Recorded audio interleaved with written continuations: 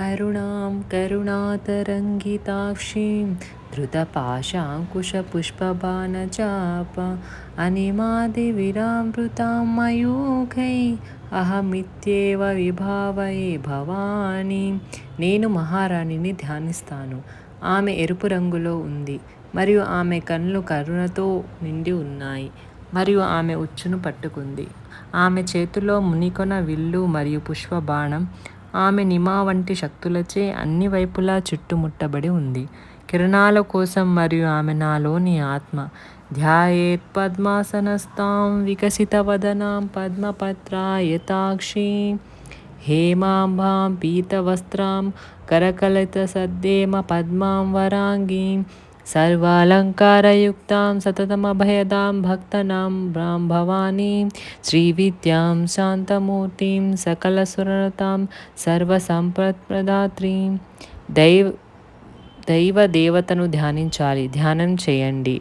రేకుల కళ్ళతో కమలం మీద కూర్చున్నట్లుగా ఆమె బంగారు రంగులో ఉంది మరియు ఆమె చేతిలో తామర పువ్వులు ఉన్నాయి. ఆమె ముందు నమస్కరించే భక్తుల భయాన్ని ఆమె తొలగిస్తుంది. ఆమె శాంతి, జ్ఞానం, విద్య యొక్క స్వరూపం. దేవతలచే ప్రశంసించబడతాడు మరియు కోరిన అన్ని రకాల సంపదలను ఇస్తుంది. సకుంకుమ విలేపనామాలిక చుంబి కస్తూరికాం సమందహసితేక్షణాం సచర చాప పాశాంకుశాం అశేష జనమోహిని మరుణమాల్య భూషాద్భరం జపా కుసుమ భాసురం జప విదౌ స్మారేమంబికాం.